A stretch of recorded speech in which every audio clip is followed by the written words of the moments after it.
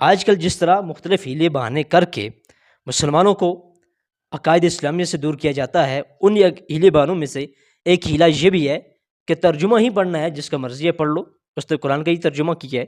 ابھی میں آپ کے سامنے ایک آیت رکھتا ہوں، پارہ نمبر 9 ہے اور آیت ہے انک کیدی متین۔ اس کا دیکھیں، آپ پہلے وہ تراجم دیکھ لیں، آپ اس کے بعد خود ہی فیصلہ کریں کہ یہ کیا ترجمہ قرآن کے لائق ہے۔ ان کیدی متین، کہ بے شک میرا داؤ پکا ہے۔ استغفر، یعنی اللہ تبارک و تعالیٰ کے بارے میں کہا جا رہا ہے کہ بے شک میرا داؤ پکا ہے۔ اس طرح اور بھی ترجمہ ہوا، میری چال کا کوئی توڑ نہیں۔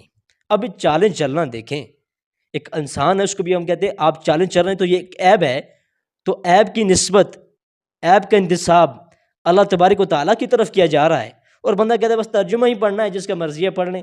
او جی تفہیم القرآن نے تو ماشاءاللہ کمال کر دیا۔ اب یہ وہی بندہ بیان کر رہا ہے کہ کہتا ہے میری چال کا کوئی توڑ نہیں۔ اس طرح ایک اور ترجمہ ہوا، تحقیق مکر میرا مضبوط ہے۔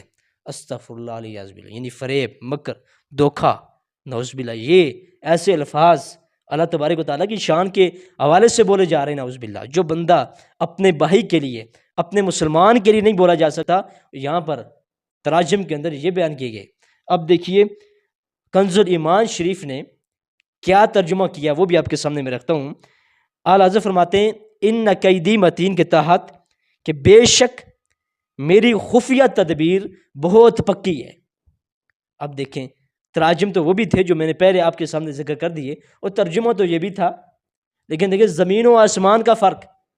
دیگر تراجم بننا پڑتا ہے تو اللہ کی شان میں تنقیص نظر آتی ہے، شان الوہیت میں بے ادبیاں نظر آتی ہیں، لیکن جب کنز الایمان شریف کا مطالعہ کیا جاتا ہے تو ایمان بڑھتا ہے اور ایمان کے اندر مزید چاشنی آتی ہے۔